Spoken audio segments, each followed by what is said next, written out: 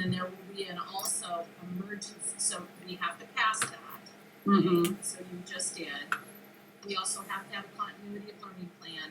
Yeah. And then there will be another waiver that will come out through OSPI that is required to have what you just approved. Got it. C1 and C2. And, you know, they're all making this up right now, so it has been really as clear as mud. So thank you very much. That's why we needed to have this special meeting in order to get these passed in advance for the waiver that's coming out in OSPI. Okay, thank you. Mm-hmm. Any other questions on that? No. So for our students that are on, that means that like for seniors, we just back up those 5 extra days. So everything, all the timelines are exactly the same compared to districts that have to add 5 extra days, which would bring us to the 19th, which would also change the date for the seniors. So we were pretty adamant that we didn't want to do that. Yeah, good. Okay, we can move to 4. Kim, would you like to use that? Sure. So I have to say that trying to plan a budget right now is a lot like being blindfolded in a dark room and trying to guess what's in front of you and hoping you don't hit your shin on the corner of the coffee table on your way by. So this is just a really high-level initial recommendation and asking for direction at this point. So I sent you some information, or Debbie did earlier today, which was an initial stab at perhaps 3 different scenarios. A best case funding scenario, which basically is where we were in February, and then kind of a middle ground, some loss of revenue through assessed valuation decreasing, loss of levy collections, maybe a little decrease in state funding, and a worst case which had a more significant loss of state funding. All 3, I have to say at this point, they really truly are a stab in the dark. It's our best guess, but it's a starting place. And I guess the biggest point to make is that even in our best case scenario, we were looking at needing to use some fund balance next year before writing back up again. So Preston and I have had some long conversations about fund balance. I know that part of the conversation with WASA and AWSP and WASDA has been fund balances for a rainy day, and it is in fact a rainy day, and this is an appropriate time to be spending part of that.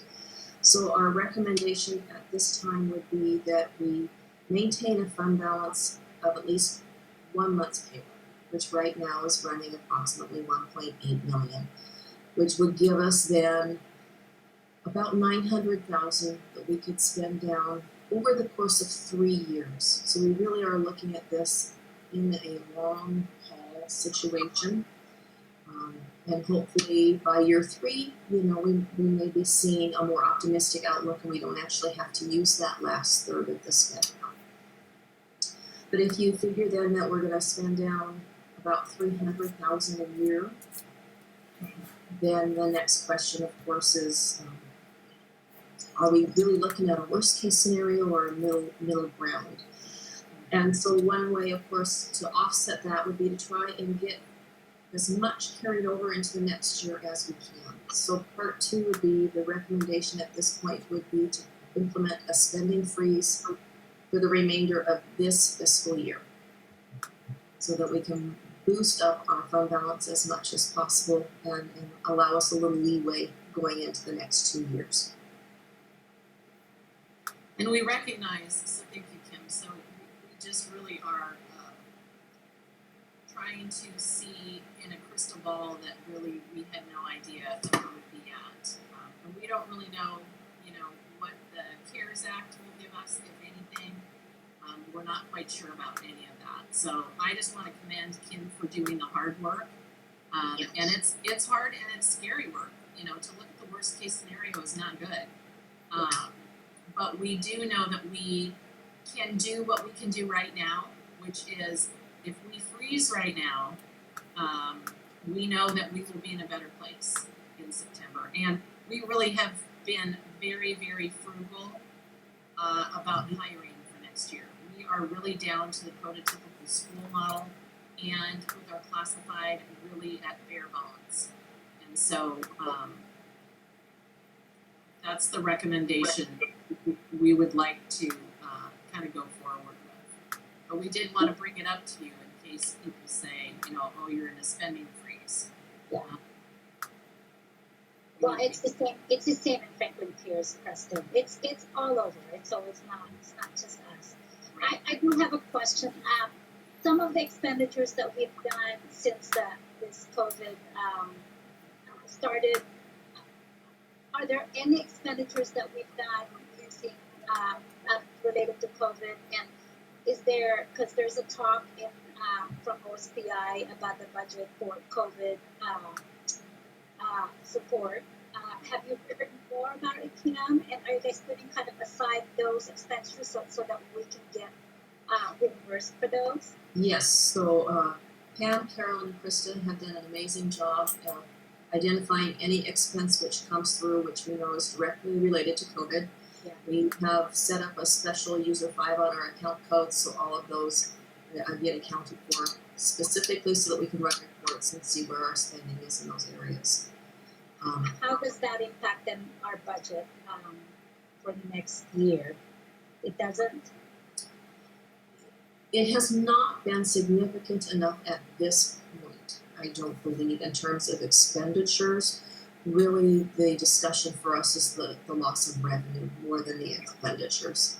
We were lucky enough to be in a place where most of our teachers were really doing a tremendous job of using Google Classroom. We had all those in place and things set up so that there was not a huge outlay to begin with. So I just want to expand on that a little bit. We've used some of the funding that we currently have in order to get some of our teachers into the Jeff UTech training, and our administrators are currently going through that as well. They're feeling very confident and good about the work that they are presenting out to parents, but we can anticipate even that professional development, depending on what the model looks like next year, the need to like, I'm just looking at, all these brand new teachers that we have, in addition to just giving support after teachers have an opportunity to really have a summer to do some planning, and then depending on what next fall looks like, which is a whole different topic. I did want to just let you know that I was on a phone call with Chris Regdahl today with his think tank group, and he was speaking about the CARES money.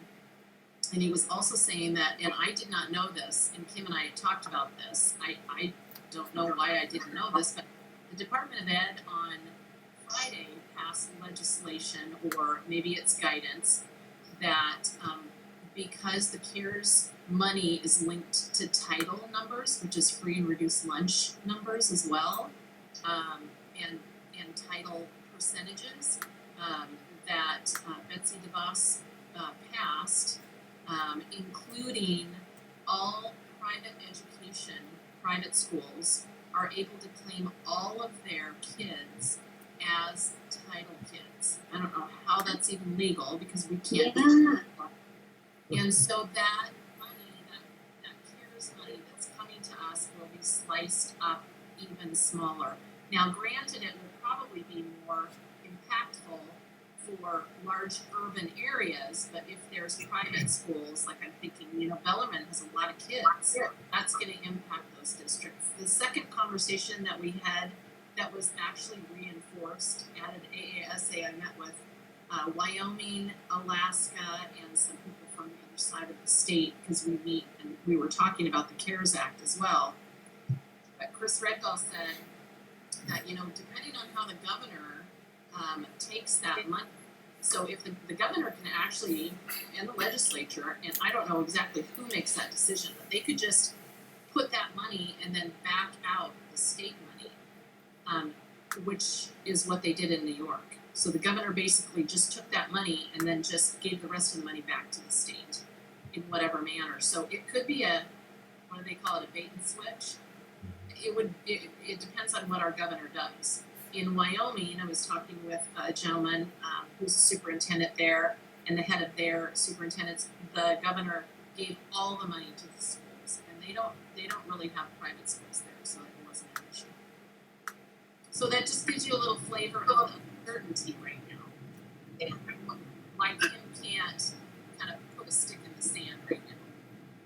Yeah, I just like to say that, you know, I'm in support of freezing right now, really just because of the amount of uncertainty. We don't know what our revenue is going to look like, and if we don't know if we have an income, I think that it's the most prudent thing to do for us to go ahead and stop all spending that we possibly can while still functioning. Good. That just makes sense. Good. And so with our categorical programs and those grants which allow carryover, we would spend up to that carryover amount in order to retain as much as we can of those. So our LAP, our Title IV, any amounts that we can carry over in those programs, we would. That sounds great to me. Yep. Very good. I agree. I agree. All right, Kim, you're on then. Freeze away. Always the most popular person in the room. I know. Yes. Well, at least you know what? We passed a levy, so Yes, we did. Yeah. we are in a much better place in many places. Yes. We are. And I have to say, the candidates that we had to choose from for our positions were varied and tremendous. We just had a terrific round of interviews, and the principals are really feeling good about who they were able to hire for their buildings. Good. And we have a new music teacher, so that'll be interesting. A young man Yes. by the name of Jordan at Warehouser, so that'll be fun. Oh, good. Yeah. Okay. Anything else then related to the budget discussions? Okay. Then, Preston, I know you've got something to comment on. Yes, I do. I'm feeling pretty positive. So, a couple of things, and then I'd actually like to hear from our students real quickly. So yesterday I had an opportunity to meet with the administrators. We actually met socially distancing, less than 10, and we were in the high school, and we are starting to look at plans for the fall of 2020. It was 4 hours, and there's just a lot of moving parts. And so we do have a Google Doc, but we don't even have plans enough to flesh it out to you. But a few things that we are committed to, and these are things that I will be either making an announcement next week, or I'll be saying them publicly. But we are planning for a face-to-face return. We know that our families need to get back to work, and we miss the kids. And so that really is our construct. We know that there's a lot of things that are out of our hands, that, the science is going to, determine a lot. We might be in fits and starts depending on the virus and the virology behind it, epidemiology. But we are planning, how do we get all kids equitably to school and then keep them, because we know that our families need that for that stability. And it's just, I think, for our own community, we need that. And so that really is our construct around that. The second thing that we're pretty adamant about, and when I communicate it out next week, I'll be using your values, but we are definitely talking about equity. There are schools that are just saying, well, if you can drive your child, you can come to school. And we all talked about the fact that is not going to be acceptable. We have to have all of our children access and opportunities. Yeah. And so really that's, it's really daunting. At the meeting, the round table, Chris Regdell is putting together a large group within the next 2 weeks. I have asked to be on that group, but I think every superintendent and healthcare worker and then healthcare person and PTA member, I think everybody probably wants to be on that. So he's going to have to be choosy about that. But I did bring up today at the meeting that, we can't really wait. And so he definitely said he understands that people are going to do basically 2-track. So we're going to go forward with our own planning. But that also means that as we start fleshing out things, we're going to call back in our faith leaders, our community members, getting some of our parents involved. We know we'll have to do it virtually, but we want people to kind of pull apart the plans and help us see maybe things that we don't see. But we have thought of some crazy ideas, and we've got to kind of let the dust settle and figure out what's going to make sense. But I'm actually excited about moving forward. We will have plans for the end of school, as I said. John sent out something today, and tomorrow is our first day that we are allowing our certificated people back in and our classified people back into the building. We are not open to the public, and we are using the CDC social distancing measures. People have to check in. We've worked with our county health department, and we know that it will be 2 days a week. I believe it's Monday and Thursday. Is that right, Kim? Or Tuesday and Thursday? No, it's Monday and Thursday. Yeah, it was Monday and Thursday to allow time for the germs to die in between. Right, and so teachers, we understand they can work in their classrooms and do what they need to do, and it's not mandatory; it's voluntary, and also our secretaries under the direction of the principals, and so we'll be working with people, as that goes forward.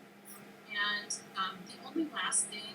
I know that it came out, I know that there was a conversation today about graduation, and I know that there has been a real concerted effort about face-to-face. There is a conversation all over, really it's a national conversation. When is it safe? Do you have a virtual? Some districts are going to virtual, and that they're just, doing everything virtually. Some people are driving through. It's all over the map.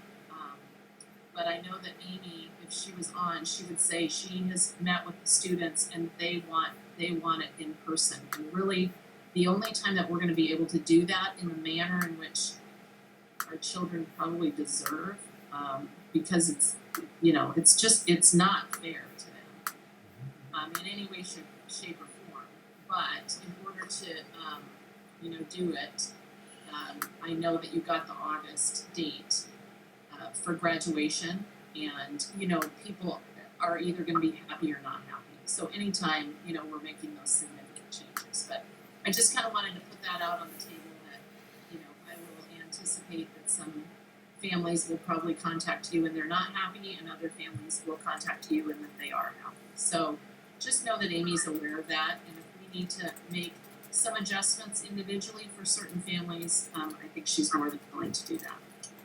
And the last thing that I just want to say is Happy Mother's Day to all of the mothers, and that you have a wonderful weekend. It looks like it's going to get nicer, although right this minute it isn't. So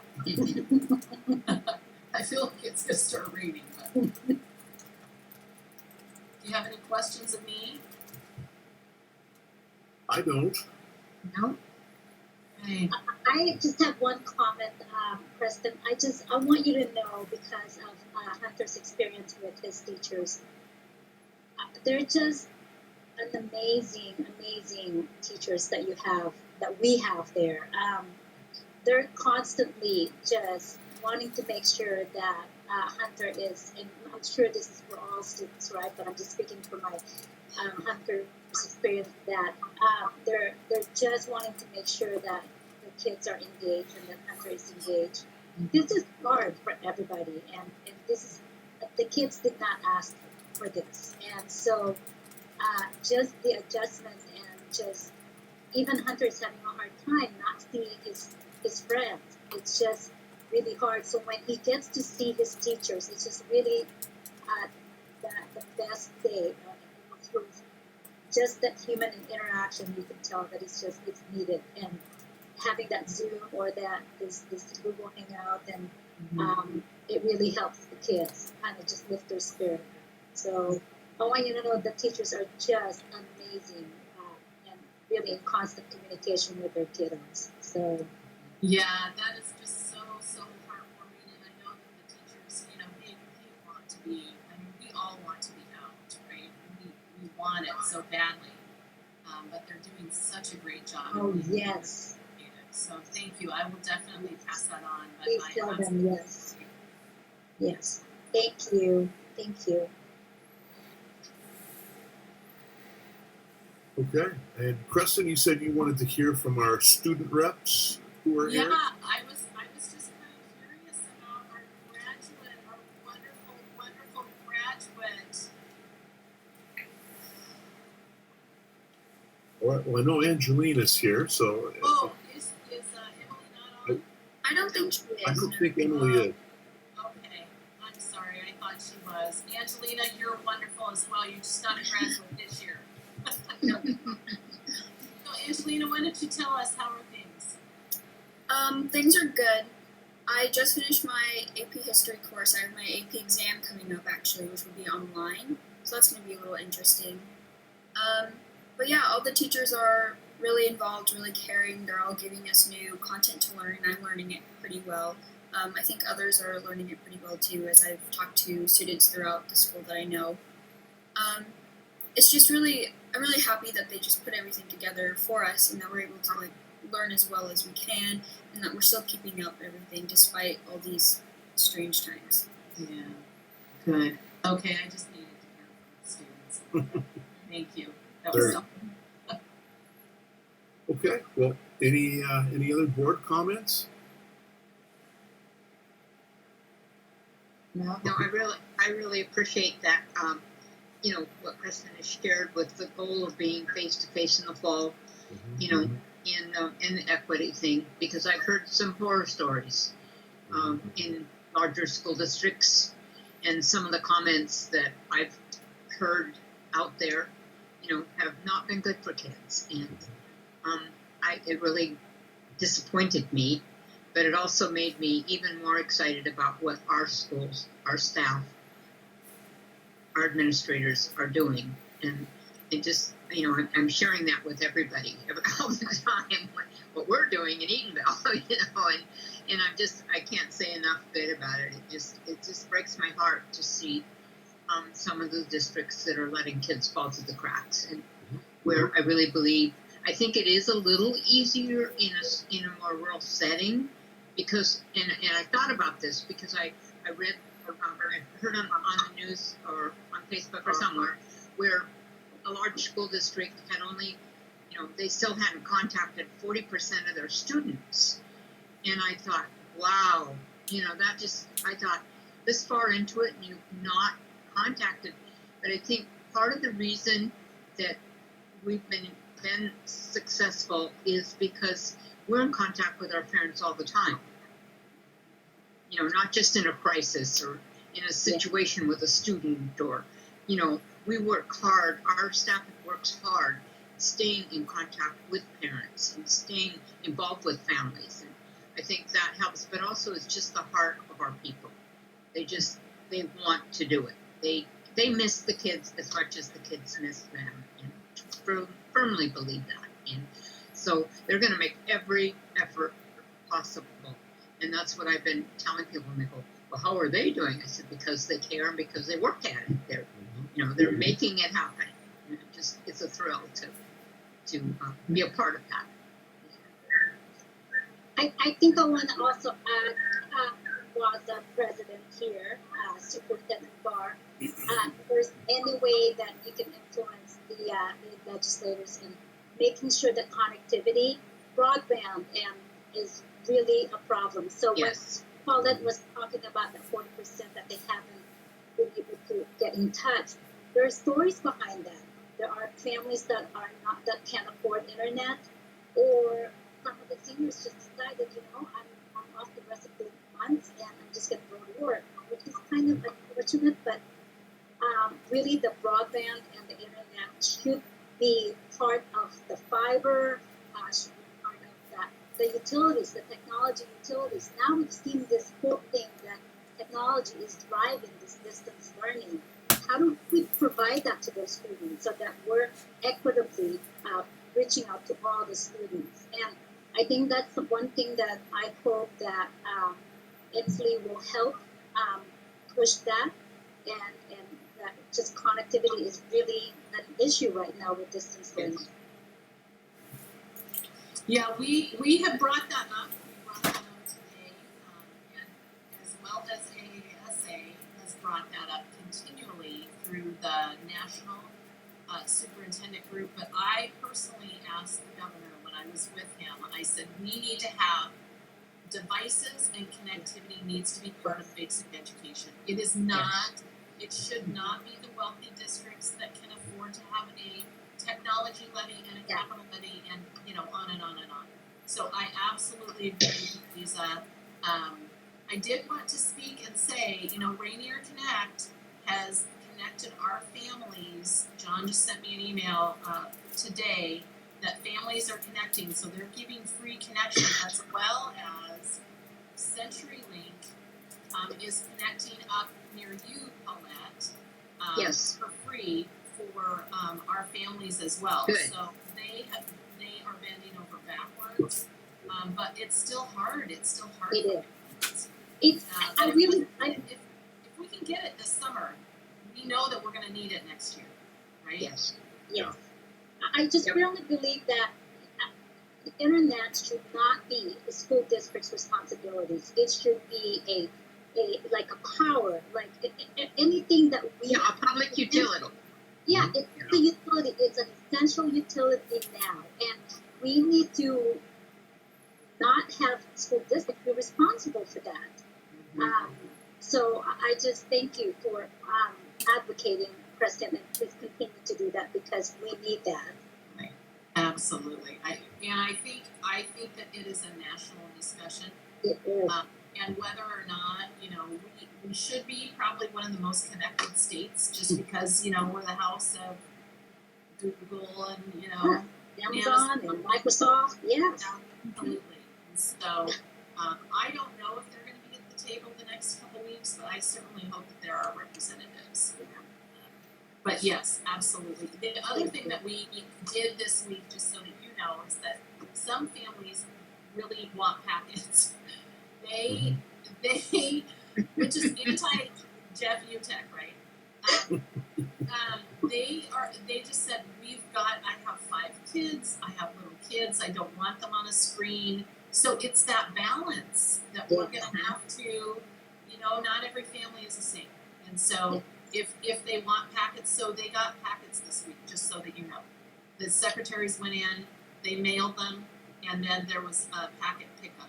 And so we're trying to be really responsive. And families are getting to understand the way that, you know, they can work. But I think if we start in the fall, I just don't even want to tell families we're going to continue this. So we are not planning that publicly, but privately, of course, we have the plan, right? But we're planning for face-to-face. Good. Okay. Any other board comments? Nope. Okay. Then let's wrap it up, huh? All right. Thank you, guys. Tell us Happy Mother's Day. 34. Thanks, everybody. Take care. Thank you. Bye. Thank you, everyone. Good night, everyone. Bye. Good night.